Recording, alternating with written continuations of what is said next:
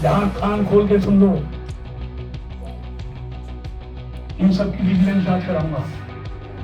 हाँ कराऊंगा, बात सुनिएगा। आपने कितने % दबा हुए बताइए?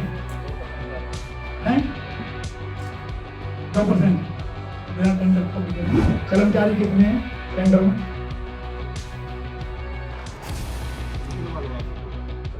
रुको ना, बैठो, रुको आप। मुझे बोलो,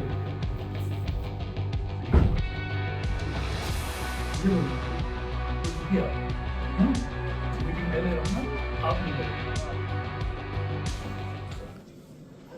इधर उधर क्या तक रहे हो, सीधा बताइए। माइक ऑन करो। उसमें जो व्हीकल्स है उनके ड्राइवर और हेल्पर वो है कितने हैं टोटल?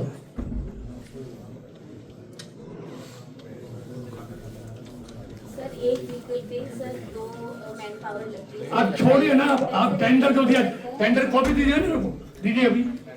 टेंडर बोला नहीं दीजिए। सर, अभी निकलवा के दे देते हैं मैडम ध्यान कान खोल के सुन लो, सर। इन सब की विजिलेंस जांच कराऊंगा। सर करवा लीजिए। हाँ कराऊंगा, बात सुनिएगा। आपने कितने % दबा हुए बताइए? 2% के आसपास हैं 2% हो 2%। बिना टेंडर को भी मंगाओ सारी। पूरे हरियाणा में कहीं भी अभाव नहीं है, पूरे हरियाणा में कहीं भी अभाव नहीं है, बिलो है। यहाँ अभाव क्यों जा रहा है? सर वो कैंसिल होके सर रीटेंडर की वो कर दिया सर, और उसमें हाँ। सेम साहब ने सर वो कर दिया, और हमने जो रिकमेंडेशन की ये भेजा था। आपने कितना % अभाव भेजा था जो टेंडर भेजा था गवर्नमेंट को? सर उसमें एनालिसिस के बाद जो भी आता है सर, क्योंकि हमारी कॉम्पिटेंसी सरकार ने क्यों रिजेक्ट किया वो? सर वो अबव रेट के लिए सर हमारी रिकमेंडेशन जाती है सर, उस रिकमेंडेशन में हमने खुद लिखा हुआ है, क्योंकि सर अबव रेट है तो हम उसको रिकमेंड नहीं करेंगे सर। लेकिन अभी जब चल रहा है वो तो अभाव रेट चल रहा है। सर वो शॉर्ट टर्म का है, शॉर्ट टर्म टेंडर है क्या करें। हाँ, तो अभाव क्यों जा रहा है वो? पूरे हरियाणा में डाउन बिलो है, यहाँ अभाव क्यों जा रहा है? सर वो ज़्यादा नहीं है सर, कर्मचारी कितने हैं टेंडर में? कोई वो टेंडर लिख निकाल निकलवा लो, आप निकलवा लो। रुको ना, बैठो, रुको आप। मुझे बोल रहे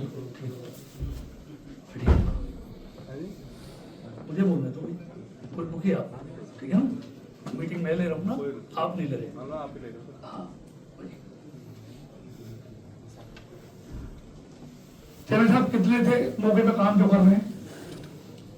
मौके पे 78 लोग थे जी कुल। और इनके टेंडर में कितने? 191। क्यों डी साहब क्यों हो रहा है ये? मेरे नॉलेज में तो नहीं। तो सर चेयरमैन साहब ने रिटर्न में दिया हुआ कंप्लेंट एसीएस से वापस आई है, कंप्लेंट पेंडिंग पड़ी है, कंप्लेंट में अभी कमेंट नहीं गई इंक्वायरी की। मैंने यूएलबी एसीएस साहब को भेजा था, डायरेक्टर साहब को भेजा था।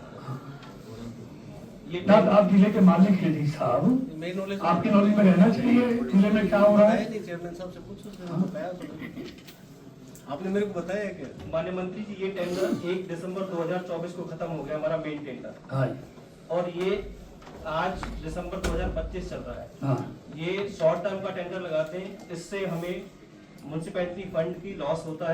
मंत्री आज मीटिंग हुई थी साथ में, और साथ में नगर परिषद की थी, तो घोटाले के आरोप लगे और देखिए जांच के आदेश दिए। आप सब जानते हैं नियमित बैठकें हर 3 महीने के अंतराल पर होती हैं, जिसमें जो केंद्र सरकार की योजनाएं हैं, प्रदेश की योजनाएं हैं, उनकी समीक्षा होती है, उनकी प्रगति के बारे में जाना जाता है।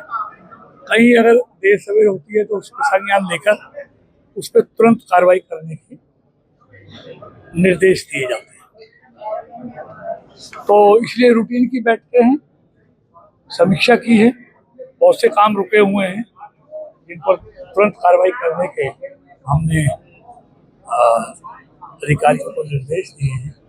और जहाँ तक नगर परिषद की बैठक है, उनमें बहुत शिकायतें आई थी, उन शिकायतों पर चर्चा हुई है और उसकी विजिलेंस जांच के लिए मैंने जिलाधिकारी को कहा है, क्योंकि ये आदरणीय मोदी जी की सरकार है, नायब सैनी जी की सरकार है, जहाँ सुशासन और विकास ये दोनों प्राथमिकता है। और हर साल अटल जी के जन्मदिन पर पूरे देश में भारतीय जनता पार्टी और एनडीए की सरकारें सुशासन दिवस के रूप में मनाती हैं। इसलिए मोदी जी और नायब सैनी जी की सरकार में अनियमितताएं किसी भी क्षेत्र में हो, किसी भी विभाग में हो, उनको बर्दाश्त नहीं किया जा सकता। अगर कोई इस तरह की अनियमितताएं मिलेंगी खास में, तो निश्चित तौर पर उनके खिलाफ कड़ी कार्रवाई सरकार की तरफ से की जाएगी, क्योंकि नायब सैनी जी की सरकार में अनियमितताओं के लिए, घपलेबाजों के लिए कोई जगह नहीं है।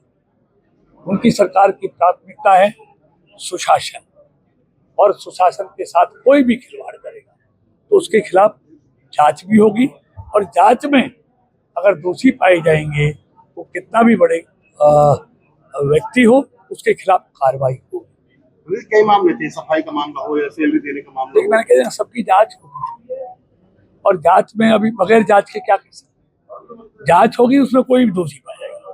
मैंने कहा ना, अनियमितताओं के लिए इस सरकार में कोई जगह नहीं। ये लोगों का पैसा है, ये लोगों के लिए खर्च होना है, इसलिए उसमें गड़बड़ होगी तो हमारी सरकार उसको किसी भी कीमत पर बर्दाश्त नहीं करेगी। सांसदों ने भी आरोप लगाए अनदेखी के।